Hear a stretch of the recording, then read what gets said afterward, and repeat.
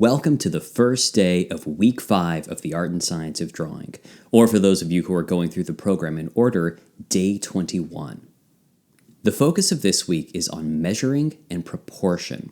Learning to measure takes all of the guesswork out of drawing, and this week you're going to learn a series of measuring tools and strategies that are going to allow you to quickly and easily evaluate the proportions of your drawing subject and get them on the page.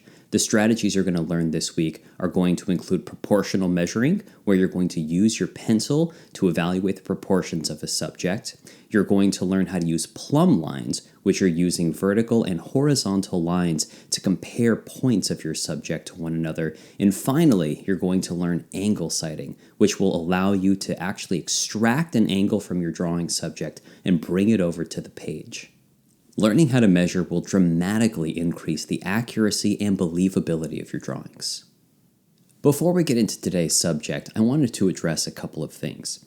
The first is that measuring, just like any other skill in drawing, requires a huge amount of practice. The second thing is that it's important to remember that learning to measure will get us much closer to the actual proportions of our subjects, but no measuring strategy is without its faults. So while you're learning the different strategies, I'm going to talk to you about the benefits and drawbacks of each one.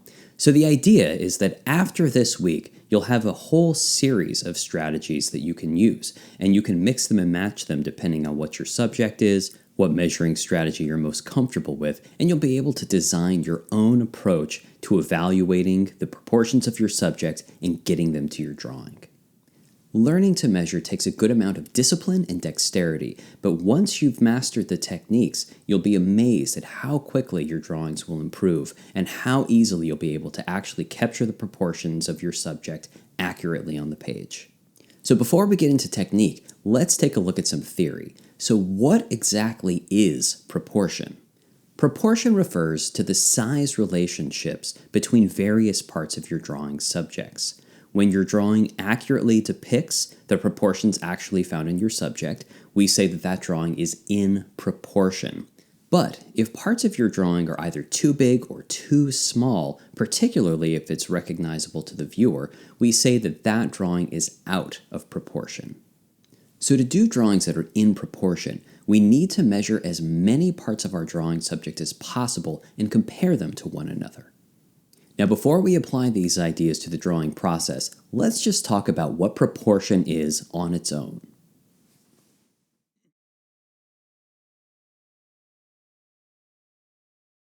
Let's start off by introducing what proportion is and how you can think about it.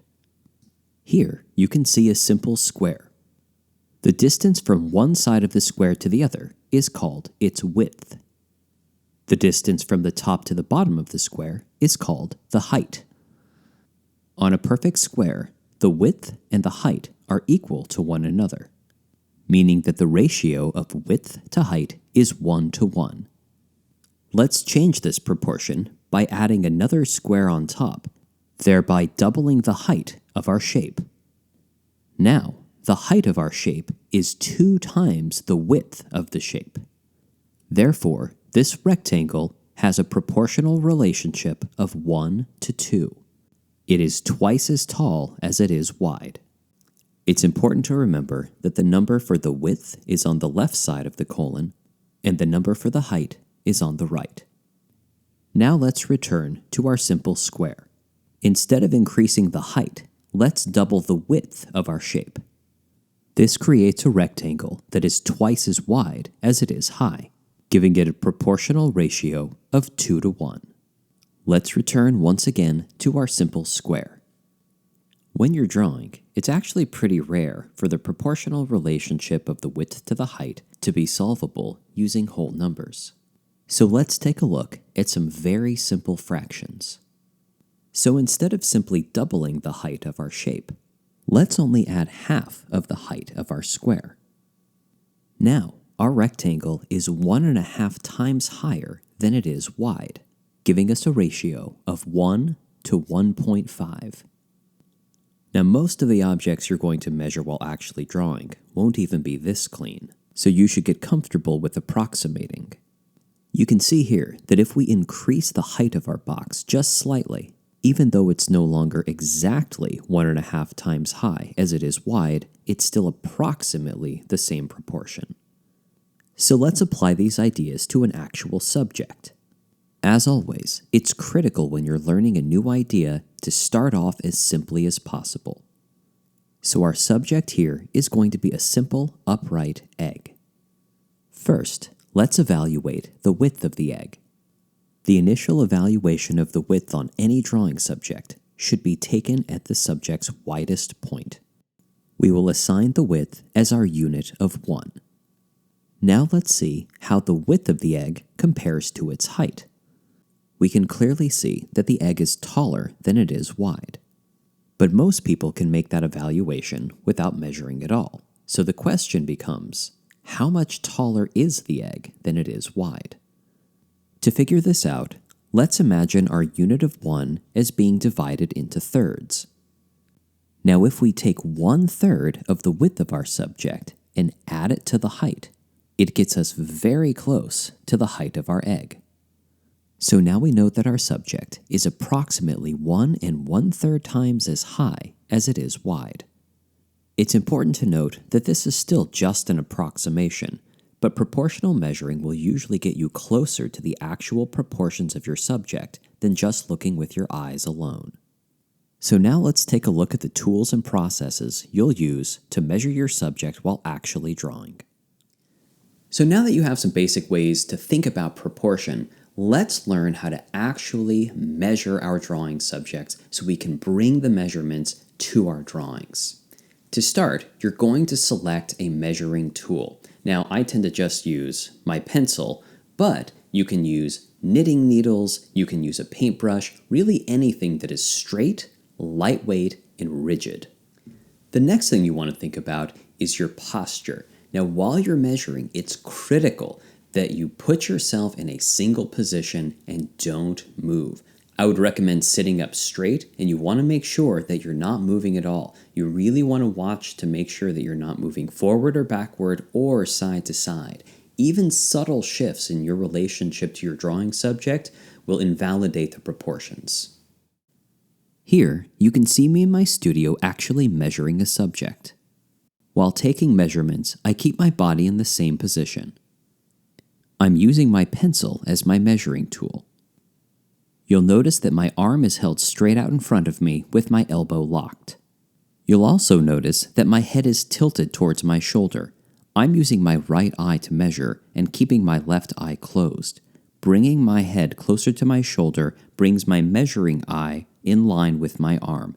This can help minimize distortions, particularly if you're sighting a large subject like a figure and you're moving your arm great distances up and down or side to side. Now let's take a look at the sight lines. First, let's follow the sight line at the top.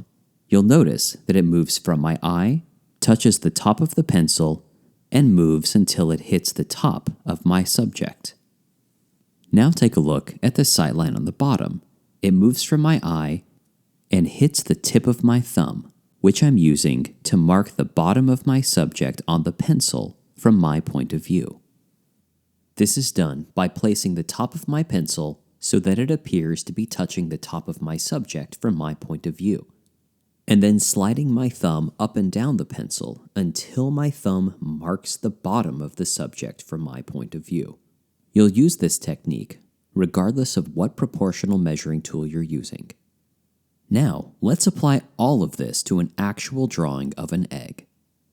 Here, you can see me capturing the width of the egg by holding my measuring tool at arm's length with my elbow locked, putting the tip of it at one edge of the egg and my thumb on the other edge. We'll use this measurement as our basic unit of 1. Now, let's see how that measurement compares to the height. Whenever you compare one proportion to another, you must make sure that your elbow remains locked and that your posture hasn't changed. Remember, any shift in your posture or your arm will invalidate the proportions that you've captured. Here, we can see that the width of the egg gets us about 3/4 of the way up the height. One of the things you're trying to do is train your brain to visualize these kinds of proportional dimensions. Another way this can be done is to find the height of the egg first and then compare it to the width. Once again, you can see that the width is roughly 3/4 of the height. Next, I'll show you how to actually use these proportions in your drawing. Here, you'll see me making a vertical line that will roughly establish the height of the egg. You can see me make 2 marks, one at the top and one at the bottom. We know from measuring that the width to height ratio is 1 to 1 1/3. Or to understand this another way, if we divide the width into thirds and add one of those thirds onto the height, we'll arrive at the proper proportions. What this means is that I can divide the height into quarters and only use 3 of those quarters to establish the width. You'll see me do this by first dividing the height in half and using my pencil to compare the 2 halves together to make sure that they are the same. Next, you'll see me divide the lower half of the height in half again. I'm also using my pencil once again to make sure that the 2 halves are equal. We know from measuring that it will take 3 of those smaller units to equal the width. So using my pencil with a dimension marked with my finger, you'll see me bring this dimension across for the width 3 times. Now I've established the width and height at a ratio of 1 to 1 1/3, or for those of you who are comfortable simplifying fractions, we could also say that the width to height ratio is 3 to 4. With our width and height established, we can easily complete the box, and then, using the skills we explored during weeks 1 through 4 of the Art and Science of Drawing, I can lightly draw in the egg. You'll remember that when we measured the egg, it was actually slightly taller than the 1 to 1 1/3 box that we have here. You can see this reflected in my final drawing. Now let's apply these same ideas to a slightly more complex object. In this demonstration, you'll be introduced to a variation on the width to height ratio. Instead of starting with the largest width to height box, I'll begin measuring this subject by finding the width of the rim of the vase. With the width marked at my measuring tool and with my arm outstretched, elbows locked, I'll measure the height by figuring out how many of those units it takes to get from the top to the bottom of the vase. You can see that it's approximately 3 1/3. With the width of the rim still marked in my pencil, next I'll see how many of those units it takes to get across the vase at its widest point. You can see here that it takes exactly 2 of those units to get across. On these rare occasions when your proportional ratios occur in whole numbers, it makes measuring and drawing the subject much easier. So now we know that the width to height ratio of the entire vase is 2 to 3 1/3. To draw this box, you'll first see me make a box that has a width to height ratio of 2 to 3. Next, you'll see me divide the top third of the height into thirds. And finally, you'll see me place one of these thirds on top, arriving at a box that has a width to height ratio of 2 to 3 1/3. Finally, at the center of the top of the box, we can place the rim, which is half of the overall width of the box. To do this, you can see that I've divided the width into quarters and marking the location of the width of the rim.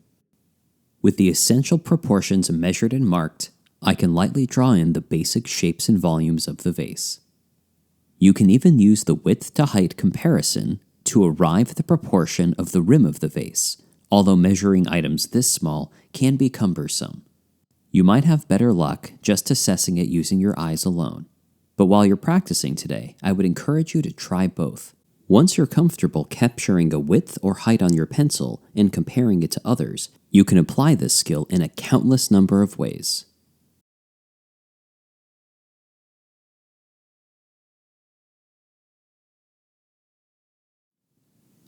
So here's your project for today. You are going to select a minimum of 5 simple subjects and explore their proportions. You're going to do this by applying the proportional measuring technique that you learned today. And while you're doing this, be creative. You want to evaluate as many proportions on your subject as possible and compare them to as many other parts of the subject as you can. Just like you saw demonstrated today, for each of your objects, I'd like you to draw the box that is derived from the width and the height of your subject found at its highest and widest points. Once you've lightly drawn your simple box, go ahead and use the skills and strategies that you've learned in the previous weeks to draw a light volumetric foundation for your subject. There's no need to go into any detail today. Remember, the focus of this week is on measuring.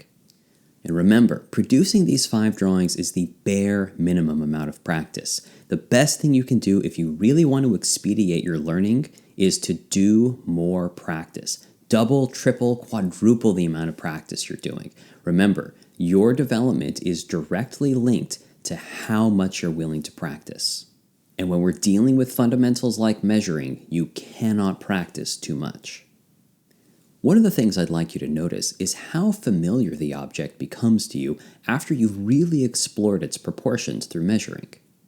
One of the greatest benefits of practicing these proportional measuring techniques is it trains your mind to start to make these evaluations before you even pull out your measuring tool in order to measure things. Well, go do your practice, and I will see you here for the next session where you're going to learn about plumb lines.